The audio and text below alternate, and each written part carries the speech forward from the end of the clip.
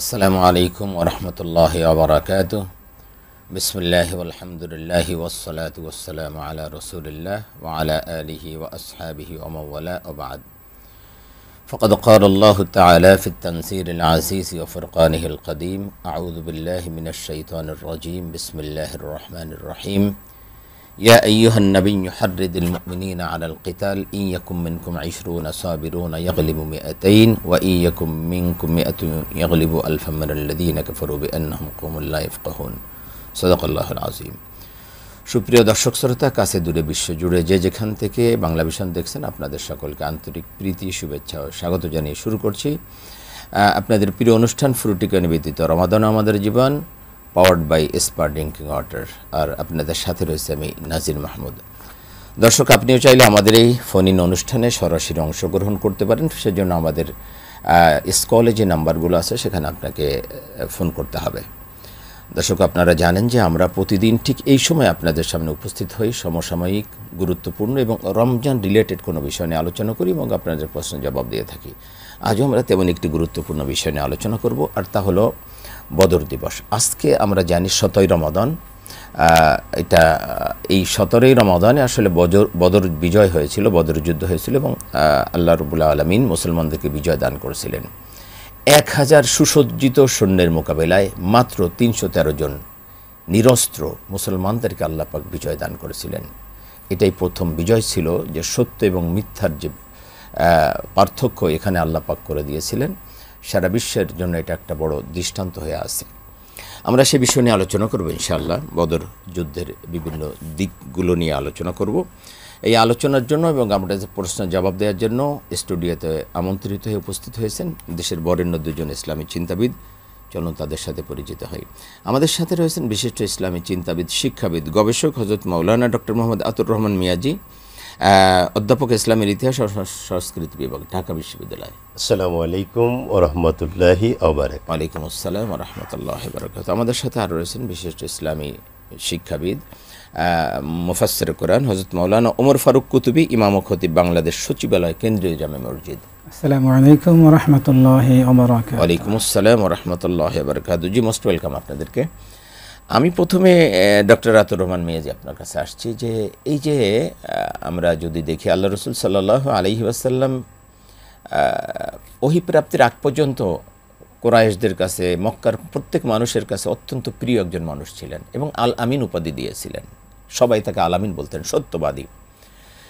ওহী প্রাপ্তির আগেও রসুল পাক সাল্লাল্লাহু আলাইহি ওয়াসাল্লাম কখনো কারোর কোনো ক্ষতি করেছেন এরকম কোনো দৃষ্টান্ত পাওয়া যায় না। তিনি কোনো গর্হিত কাজ করেছেন, সমাজ বা ইসলাম গর্হিত কোনো কাজ করেছেন এরকম কোনো দৃষ্টান্ত নাই।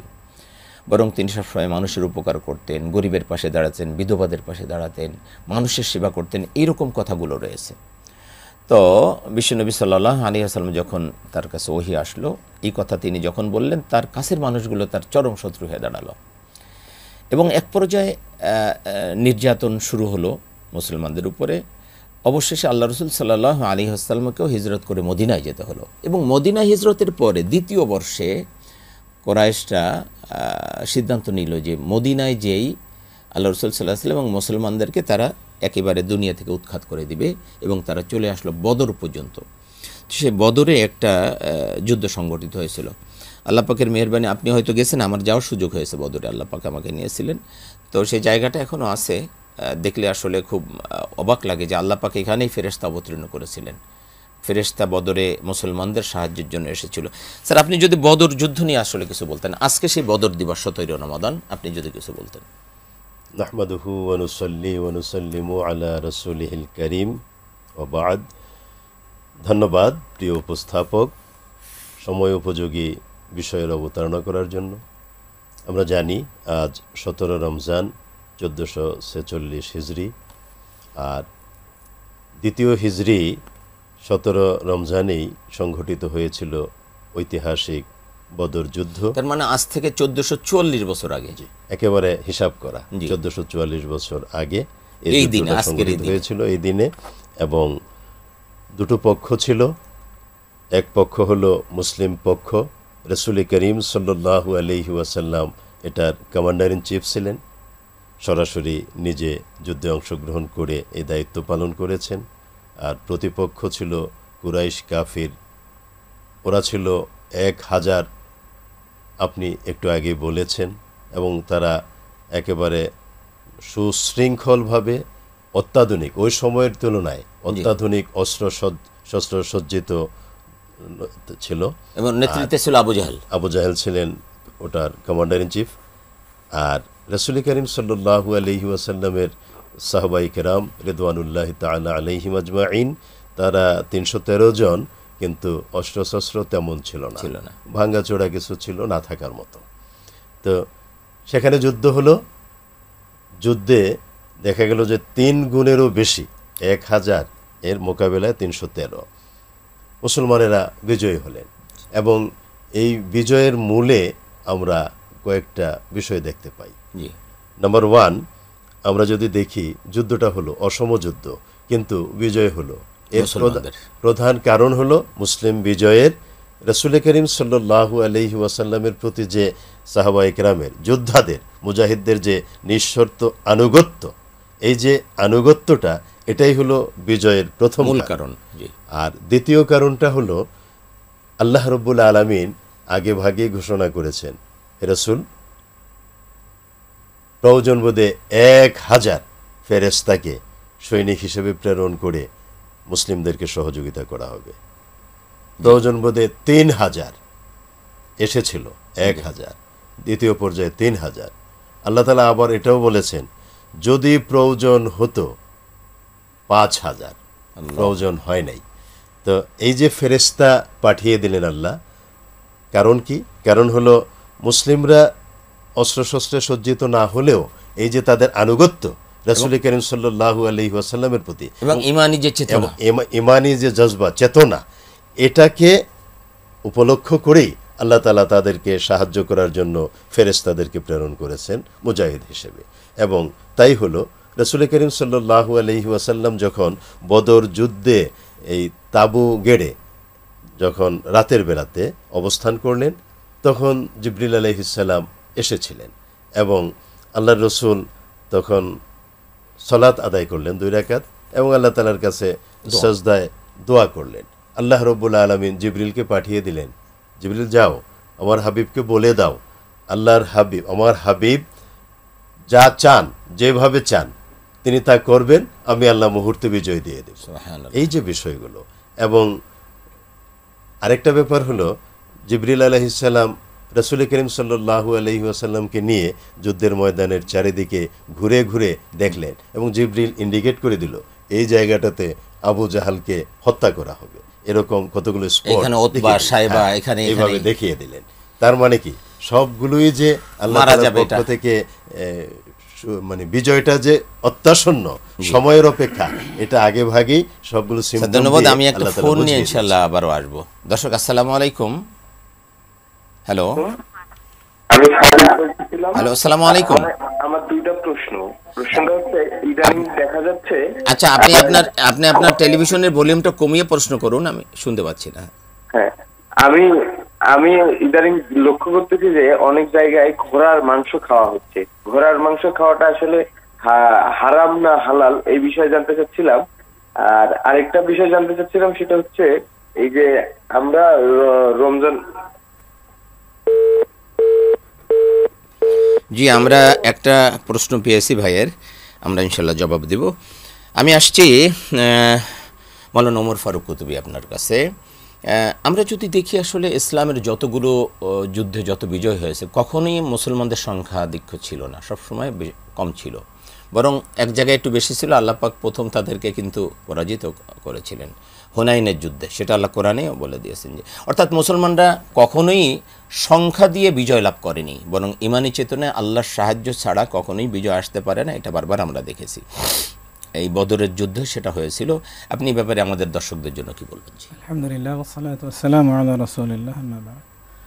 ঐতিহাসিক বদর, মদিনা থেকে 130 কিলোমিটার দূরে বদর কূপের নিকটে বদর প্রান্তরে যে যুদ্ধ, যেটাকে কোরআনের ভাষায় সেদিনটা ছিল ইয়ামুল ফুরকান, সত্য মিথ্যার পার্থক্যকারী দিন। একেবারে স্যার বলেছিলেন অসম যুদ্ধ, দুটি পক্ষে সৈন্য এবং অস্ত্রের দিক থেকে কোনোরূপ সামঞ্জস্য ছিল না। রাইট। এরপরে আল্লাহ পাক বিজয় দান করেছেন আমাদের মুসলিমদের এবং প্রিয় নবী সাল্লাল্লাহু আলাইহি সাল্লামের বাহিনীকে সত্যের বিজয় হয়েছিল, সত্যের বিজয় হয়েছে। মূলত আল্লাহ পাকের ভাষা ইয়াকুম মিনকুম 20 সাবিরিনা ইয়াগলিবু মিআতাইন, তোমাদের মাঝে যদি ধৈর্য ধারণকারী ধৈর্যশীল যদি 20 জন হয় আল্লাহ পাক 200 জনের উপরে বিজয় দান করবেন। সুবহানাল্লাহ। আর এই ধৈর্যটা মূলত জিহাদের ময়দানে। আর সাহাবায়ে কেরাম রাদিয়াল্লাহু আনহুম নবীজি সাল্লাল্লাহু আলাইহি ওয়াসাল্লামের নেতৃত্বে তা প্রমাণ করে দিয়েছেন। পাশাপাশি যখন যুদ্ধ নিয়ে আলোচনা হচ্ছিল তখন তাদের পক্ষ থেকে নবীজি সাল্লাল্লাহু আলাইহি ওয়াসাল্লামকে আশ্বস্ত করা হয়েছে, আমরা আপনাকে এমন বলবো না যেমন মুসা আলাইহিস সালামকে বলা হয়েছে ইযহাব আনতা ওয়া রাব্বুকা ফাকাতিলা ইন্না হাহুনা কাঈদুন, যে আপনি আর আপনার রব গিয়ে যুদ্ধ করুন, আমরা এখানে বসে থাকলাম। এমন কথা আমরা আপনাকে বলবো না, বরং আপনি আমাদেরকে যেখানে নিয়ে যান আমরা সেখানে আপনার সাথে যাব, আপনার সাথে থাকবো। সাহাবাগণ এই আশ্বস্ত করেছে। তো সাহাবায়ে কেরামের এই যে আল্লাহ পাকের উপর তাওয়াক্কুল, নবী পাক সাল্লাল্লাহু আলাইহি সাল্লামের আদেশের প্রতি তাদের যে নিঃশর্ত আনুগত্য এবং বিশেষ করে তারা যে ধৈর্যশীল, এর বিনিময়ে আল্লাহ পাক তাদেরকে দিয়েছেন। বদরে যেখানে 313 জন মাত্র, তরবারি ছিল মাত্র 8টি, ঘোড়া ছিল মাত্র 2টি, মাত্র 2টি ঘোড়া 8টি তরবারি, বিপরীতে 1300 ঘোড়সওয়ার ছিল শুধু 300। সেখানে সেই জায়গায় 1000 সেই যুগের সর্বাধুনিক প্রযুক্তি সমৃদ্ধ যে বাহিনী, তাদেরকে আল্লাহ পাক পরাজিত করেছেন। এটা শুধু সে সময়কার না, কিয়ামত পর্যন্ত আগত মোড় পরিবর্তনকারী যুগান্তকারী যুদ্ধগুলোর অন্যতম।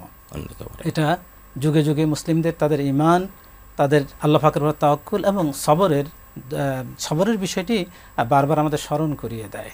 আমরা যে আগত অনাগত যে কোনো পরিস্থিতিতে যদি এই বৈশিষ্ট্যগুলো আমাদের থাকে, আমরা যদি ঈমানদার হই তাহলে আল্লাহ পাক আমাদের বিজয় দেবেন। আমরা যদি ধৈর্যশীল হই, আমরা যদি আল্লাহ পাকের উপর তাওয়াক্কুল করি, ওয়া ইয়াতাওয়াক্কাল আলাল্লাহ ফাহুয়া হাসবুহ, যদি আল্লাহর উপর তাওয়াক্কুল করা হয় আল্লাহ যথেষ্ট। আল্লাহ পাক বদরে তা আমাদেরকে একবার চাক্ষুষ দেখিয়ে দিয়েছেন। সুতরাং বদর শুধু বদর ময়দানে সীমাবদ্ধ নয়, বদর যুগে যুগে, বদর প্রতি বছর, বদর কিয়ামত পর্যন্ত আছে, চলবে। রাইট। সত্য মিথ্যার লড়াই এটা আসলে আগেও ছিল, একদম পৃথিবীর সৃষ্ট লগ্ন থেকে হাবিল কাবিল থেকে শুরু হয়েছে, ছিল, এখনো আছে, এখনো চলতেছে। আমরা যদি দেখি যে লড়াই, তো আমরা ওই যে 24-এর গণ অভ্যুত্থান যেটা হলো, এটাও একটা বড় লড়াই ছিল সত্য মিথ্যার মধ্যে। তাও অর্থাৎ বদর একটা মানে প্রতীক হয়ে গিয়েছে, বদর একটা প্রতীক হয়ে গিয়েছে। তো এরকম সত্য মিথ্যার লড়াই যেখানে হয় সেটাই আমরা সত্যের পক্ষে যেন আমরা থাকতে পারি। একটা প্রশ্ন ছিল, ঘোড়ার গোশত খাওয়া জায়েজ নাকি না জায়েজ, এই বিষয়টা নিয়ে। জি, আলহামদুলিল্লাহ ওয়াসসালাতু ওয়াসসালামু আলা রাসূলিল্লাহ, আম্মা বাদ। ঘোড়াকে আল্লাহ পাক বিশেষ বৈশিষ্ট্য দিয়ে তৈরি করেছেন, যুদ্ধের উপযোগী হিসেবে আল্লাহ পাক ঘোড়াকে বিশেষ বৈশিষ্ট্য দিয়েছেন। যুদ্ধ এবং মানে বিভিন্ন যে বাহন হিসেবে, উৎকৃষ্ট বাহন হিসেবে আল্লাহ পাক ঘোড়াকে নির্বাচিত করেছেন। তো এজন্য ইসলামে ঘোড়াকে প্রতিপালন করতে উৎসাহিত করা হয়েছে, ঘোড়া নিধনে নিরুৎসাহিত করা হয়েছে। সর্বসকলে মাসালা হলো এই, আমাদের হানাফি ফুকাহায়ে কেরাম ঘোড়ার মাংস খাওয়াকে মাকরুহ বলেছেন, কিন্তু হারাম নয়। তবে আমরা যেটা বলবো, ঘোড়া মূলত উত্তম বাহন, উৎকৃষ্ট বাহন, এবং ঘোড়া অনাগত ভবিষ্যৎ আগত যে যুদ্ধগুলো সেগুলোতে কিন্তু ঘোড়া যুদ্ধের বাহন হবে। সেই হিসেবে ঘোড়ার মাংস খাওয়া জায়েজ, তবে আমরা নিরুৎসাহিত করব, না খাওয়াই ভালো। আর আল্লাহ রাসূল সাল্লাল্লাহু আলাইহি ওয়াসাল্লাম বিভিন্ন সময় নিষেধ করেছেন। আর পাশাপাশি হলো আমাদের দেশে যে একটা মন্দ সংস্কৃতি, সেটা হলো এখন যেহেতু ঘোড়ার মাংসের দাম কম, সেটাই হোটেলগুলোতে গরুর মাংস হয়ে যাবে। এতে করে একসময় ঘোড়া খুঁজে পাওয়া যাবে না, মাত্র 250 টাকা, 300 টাকা কেজি। তো এটা আসলে যেটা যে আল্লাহ রাসূল যেহেতু নিষেধ করেছেন, নিরুৎসাহিত করেছেন, এর থেকে দূরে থাকাটাই। এর ভিতরে অনেক বড় কল্যাণ আছে। আপনি যেটা বলছেন যে একটা যুদ্ধের জন্য প্রস্তুত করা, বাহন হিসেবে সেটাকে কাজে লাগানো, তা আমরা যে আসলে সেভাবেই যদি দেখি তাহলে আমরা কিন্তু প্রচুর পরিমাণে গরুর ফার্ম করতে পারি। এর বিকল্প ঘোড়া না খেয়ে আমরা এটা করতে পারি, তাহলে কিন্তু আমাদের গোশতের যে চাহিদা সেটা কিন্তু আমরা পূরণ করতে পারি। কোরআনে আল্লাহ পাক কিন্তু ঘোড়া লালনের কথা বলেছেন। হ্যাঁ, আল খাইলা ওয়াল বিগাল ওয়াল হামির ওয়া'আদু মাসতাতা'তুম মিন কুওয়া আমির রিবাতিল খাইল তুরহিবুনা বিহি আদুওয়াল্লাহি আদুওয়াকুম। সুতরাং ঘোড়াকে লালনের জন্য কোরআনে নির্দেশনা দেওয়া হয়েছে। সুতরাং যথাসম্ভব আমরা এটাতে নিরুৎসাহিত করব। ধন্যবাদ। আমি স্যারের কাছে আসছি, ডক্টর মিয়াজি স্যার। আমরা আসলে আজকে যে আলোচনা করছিলাম বদর যুদ্ধের ব্যাপারে, বদর যুদ্ধের অনেকগুলো দিক রয়েছে আমাদের সামনে। এটা আমাদেরকে অনুপ্রাণিত করে, সত্যের পথে দাঁড়াতে উৎসাহিত করে। আমরা যদি সাহাবাদের আত্মত্যাগ দেখি তাহলে বুঝতে পারি যে ইসলামের জন্য আমাদের কি পরিমাণ ত্যাগ করা উচিত, এটা আমরা এখান থেকে পাই। আসলে বদর যুদ্ধের যে বিষয়টা, আমরা এর থেকে কি শিক্ষা লাভ করতে পারি, বিষয়টা যদি আপনি বলতেন। আমি যদি যুদ্ধের শুরু থেকে কয়েকটা পয়েন্টের উপর সংক্ষেপে, দেখুন আপনি তো আসলে ইতিহাসের প্রফেসর, জি আমাদেরকে সেটা। তো এখন যুদ্ধটা হলো, বিজয় হয়ে গেল, হওয়ার পরে প্রথম পয়েন্ট যেটা, যুদ্ধবন্দী মুসলিমরা যখন ওদেরকে বন্দী করলো, 70 জন কাফের বন্দী হলো। স্যার এটা এখানে একটা বিষয় আপনি তো চমৎকার বলছেন, মুসলমানও কিন্তু 7 জন এখানে শাহাদাত বরণ করেছে, 14 জন, তাদের বোধহয় 70 জন মারা গেছে। কিন্তু একটা বিষয়, মুসলমানরা কিন্তু কেউ বন্দী হয় নাই। বন্দী হওয়াটা কিন্তু একটা লজ্জার বিষয়, অপমানজনক বিষয়। মুসলমানরা কিন্তু কেউ বন্দী হয় নাই, এটা একটা বড় বিষয় ছিল। ওরা 70 জন। এখানে ওই সময়ের যে সমাজ ব্যবস্থাটা ছিল, রাষ্ট্র ব্যবস্থা ছিল, যদি কোনো কারণে মুসলিমরা বন্দী হয়ে যেত তাহলে তারা কৃতদাসের আচরণ পেত ওদের কাছে। তো আল্লাহর মেহেরবানি, তারা সেই কৃতদাস হবে না, আল্লাহ বানাবেন না, অতএব আল্লাহ মুক্ত রেখেছেন। আর ওদের 70 জন যে বন্দী হলো, সঙ্গত কারণেই ওদের প্রত্যাশা এটাই ছিল ওই 70 জন কৃতদাস হয়ে যাবে মুসলিমদের। কিন্তু রাসূল করিম সাল্লাল্লাহু আলাইহি ওয়াসাল্লাম তাদেরকে ওই কৃতদাস প্রথা থেকে মুক্ত করে দিলেন। ওরা যে মানুষ, মানবীয় আচরণ যে সাহাবায়ে কেরামের কাছ থেকে পাবেন, এই নির্দেশনা রহমাতুল্লিল আলামিন মুহাম্মদুর রাসূলুল্লাহ সাল্লাল্লাহু আলাইহি ওয়াসাল্লাম তাদেরকে দিয়ে দিলেন। সোজা বলে দিলেন, তোমরা যা খাবে ওরা তাই খাবে, বরং খাবার দাবারের যদি সংকট হয় ওদেরকে ভালো খাবারগুলো দিয়ে তোমরা প্রয়োজন বোধে 2টা খেজুর খাবে, 1 গ্লাস পানি খাবে, কিন্তু ওদেরকে পেট ভরে ভালো করে খাবার দাবারগুলো দিয়ে। আজকে যারা মানবতার ফেরিওয়ালা, তারা যা এই যে আবু গারিব কারাগার বলি বা যেখানে বলি, এই যে মানে মানুষদেরকে নিয়ে যে পরিমাণ নির্যাতন করছে, যেটা ভাষায় বর্ণনা করার মতো না, এমন নির্যাতন মানুষের উপরে করতেছে তারা, তাহলে তাদের তো এখান থেকে শিক্ষা নেওয়া দরকার যে আল্লাহর হাবিব সাল্লাল্লাহু আলাইহি সাল্লাম বন্দীদের সাথে কেমন আচরণ করেছেন। অবশ্যই এখানে দেখেন, এই তো গেল। আমার একটা ফোন নিয়ে আসি। আসসালামু আলাইকুম। হ্যালো। জি আসসালামু আলাইকুম। হ্যালো, আসসালামু আলাইকুম। ওয়ালাইকুম সালাম। যে কে বলছেন, কোথা থেকে বলছেন? জি আমি রাফিয়া বলছি, সিডনি অস্ট্রেলিয়া থেকে। জি আপনার প্রশ্ন বোন। জি আমার প্রশ্ন হচ্ছে, রমজান মাসে বাবা মা যারা পরিবার আমরা সবাই তো ব্যস্ত থাকি। আমি কিন্তু বুঝতে পারছি না আপনার কথা, আরেকটু জোরে বলেন। আমরা বাবা মা যারা আছি তারা তো পরিবারের জন্য আমরা ব্যস্ত থাকি, কাজকর্ম করি, বাবারা বাইরে কাজ করেন এবং মায়েরা সংসারে কাজ করেন। জি। তো এই ক্ষেত্রে যেহেতু রোজার মাস একটা স্পেশাল মাস প্রত্যেকটা মুসলমানের জন্য, তো ইবাদত বদকে আমাদেরও করতে ইচ্ছা হয় মহিলাদের। তো আমরা যারা সংসারের কাছে ব্যস্ত থাকি, বাচ্চা কাচ্চা সবাইকে দেখভাল করি, যারা রোজা রাখছেন না, তো তাদেরকে যখন আমরা লুক আফটার করি, তো দিন শেষে আমাদের ইবাদত বন্দেগীর কি হবে? চমৎকার বলেছেন। এই যে সংসারের বাচ্চাদের লালন পালন, এটাও বড় একটা ইবাদত। স্যার বলবেন ইনশাআল্লাহ। চমৎকার কথা বলেছেন স্যার। জি জি, আপনি তো মোটামুটি মূল কথাটা বলেই দিয়েছেন।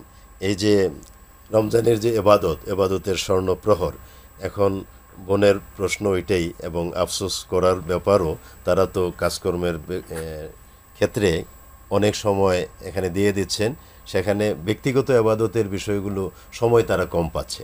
ইফতারি বানাতে যে রোজাদারদের জন্য তাদের সময় চলে যাচ্ছে, সাহরি রান্না করতে যে তাহাজ্জুদ পড়তে সমস্যা হচ্ছে। তো ওই অবস্থান থেকেই তার প্রশ্নটা।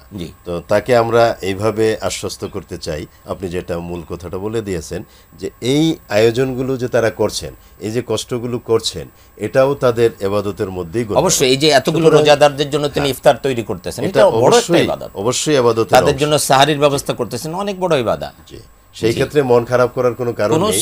এটার বিনিময় যা আল্লাহ রাব্বুল আলামিন তাকে পূর্ণ মাত্রায় দেবেন ইনশাআল্লাহ। জি স্যার, বদর নিয়ে আমরা আলোচনা করছিলাম যে যুদ্ধবন্দীদের প্রতি আচরণ। তারপরে রাসূলুল্লাহ সাল্লাল্লাহু আলাইহি ওয়াসাল্লাম বলে দিলেন, তোমরা যখন কোথাও যাবে, যুদ্ধবন্দীরা যাবে, তখন আমাদের উট, ঘোড়া এবং বাহন যেগুলো আছে ওইগুলো ওদের জন্য ছেড়ে দিবে, তোমরা ব্যবহার করতে পারবে না, তোমরা প্রয়োজনে হেঁটে যাবে, কিন্তু ওদেরকে এটা দিয়ে দিবে। মানে এখন যদি হতো তাহলে তোমরা পাজেরো গাড়ি আছে, তোমরা আমাদের টয়োটা আছে, যা আছে তোমরা সব ওদেরকে দিয়ে দিবে ব্যবহার, তোমরা প্রয়োজন বোধে নিম্নমানের যেগুলো আছে ওইগুলো ব্যবহার করবে। তার মানে কি, রাসূলুল্লাহ সাল্লাল্লাহু আলাইহি ওয়াসাল্লাম ওদেরকে যে মানবিক অধিকার, মানবিক মূল্যবোধ প্রতিষ্ঠার যে মেসেজগুলো দিয়ে দিলেন, এটা গোটা পৃথিবীতে, আপনি যে আবু গারিবের কথা বললেন, অন্য সব কিছু, সর্ব অবস্থায় এটা একটা বড় শিক্ষা। এবং এর পাশাপাশি যেটা হলো এই আপনার রাসূলুল্লাহ সাল্লাল্লাহু আলাইহি ওয়াসাল্লাম ওদেরকে মুক্তির ব্যবস্থা করে দিলেন সহজভাবে। মুক্তিপণ যেটা আগে তো খুব কঠিন অবস্থা ছিল, এবং এক কথায় তো তারা যুদ্ধবন্দী মানে কৃতদাস, ওখান থেকে তিনি সহজ করে দিলেন। তোমরা যারা পড়াশোনা জানো, প্রাথমিক নলেজটা যাদের আছে, তারাও যদি মুসলিম ছেলে মেয়েদেরকে আলিফ বা তাসা, ওই যে অক্ষর জ্ঞানটা, প্রাথমিক জ্ঞানটা তোমরা দিতে পারো, তাহলে তোমাদেরকে মুক্ত করে দেয়া। সুবহানাল্লাহ। এইভাবে দিক নির্দেশনা দিলেন, মানে শিক্ষার প্রতি এখানে বিশাল একটা গুরুত্ব, এটাও তিনি বোঝেন। অর্থাৎ তাদের মুক্তিপণটা সহজ করে দিলেন, সাথে সাথে শিক্ষা যে কত বড় গুরুত্বপূর্ণ একটি বিষয় এটাও প্রমাণ করলেন। আসলে তিনি যে রহমাতুল্লিল আলামিন, তিনি যে সমস্ত সৃষ্টি জগতের জন্য রহমত, প্রত্যেক কাজে কথায় সেটা আমরা প্রমাণ পাই। আমি একটা ফোন নিয়ে ইনশাল্লাহ আসবো। দর্শক আসসালামু আলাইকুম। হ্যালো, আমি ফিরোজ বলছিলাম। হ্যাঁ ফিরোজ ভাই, আপনার প্রশ্ন। আমি বলছিলাম বদলের যুদ্ধে মুসলমানরা অর্জন করেছিল, ঠিক বর্তমান মুসলমানরা ঠিকমতো ভূমিকা পালন করে, প্রথম পার্টির সময় দিলে উচ্চ করা ভিড় হয়, সংখ্যায় অনেক বেশি, কিন্তু ক্রমান্বয়ে মার খাচ্ছে, বিজয় অর্জন করতে পারছে না কেন? জি ফিরোজ ভাই, আপনি থাকেন, আমরা মোটামুটি আপনার প্রশ্ন বুঝতে পেরেছি, ইনশাল্লাহ জবাব দেব। যে আমরা ছোট্ট একটা বিরতি নেব। প্রিয় দর্শক, আমরা জীবন ঘনিষ্ঠ অত্যন্ত গুরুত্বপূর্ণ আলোচনা শুনছিলাম, বাদবাকি আলোচনা শুনবো ছোট্ট বিরতির পরে। বাংলা ভিশনের সাথেই থাকুন।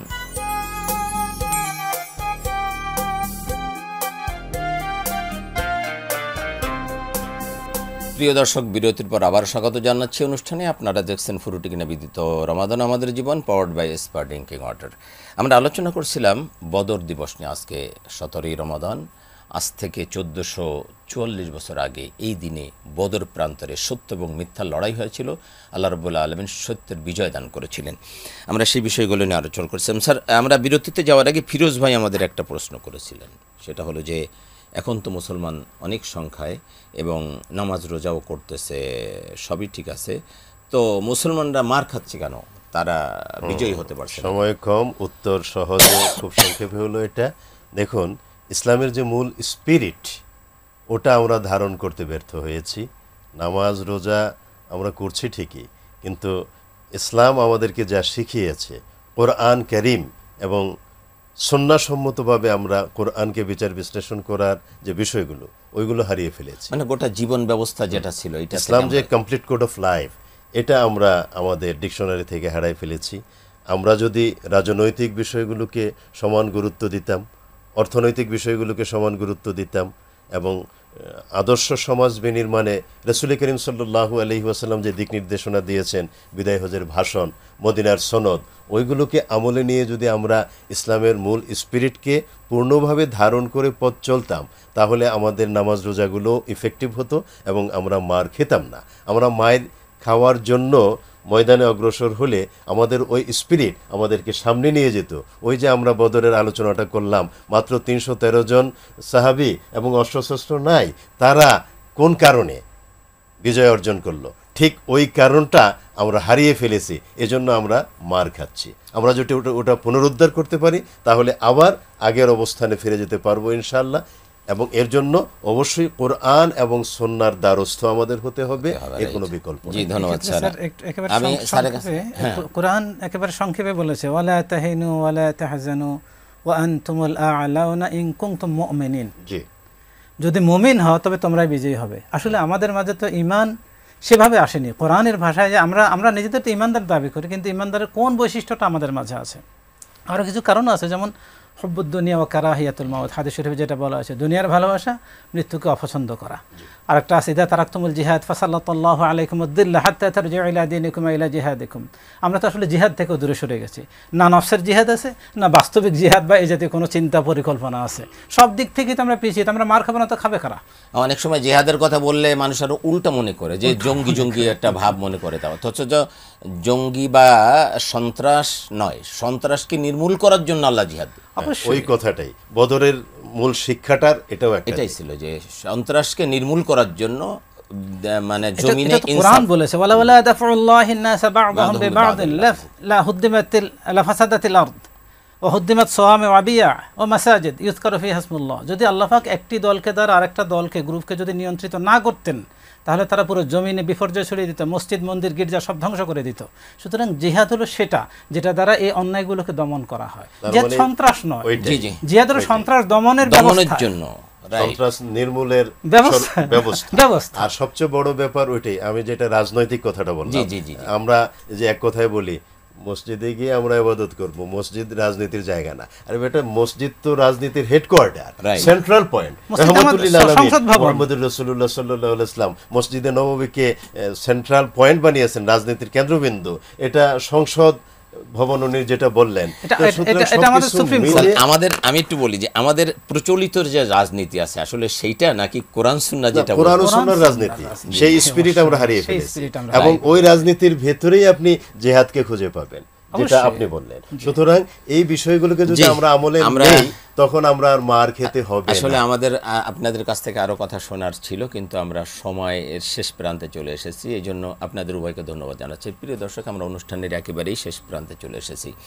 আসলে আজকের যে চেতনা, অর্থাৎ বদরের যে চেতনা, সেটাকে যদি আমরা ধারণ করি, লালন করি, তাহলে আমাদেরকে সেই সত্যিকারের মোমেন হতে হবে, সত্যিকারের মোমেন। আমরা অনেকে ইমান এনেছি, কিন্তু আমাদের ইমান আসলে আছে কিনা, আমরা এমন কিছু কাজ করছি, এমন কিছু কথা বলছি যে আমরা ইমান থেকে দূরে চলে গেছি।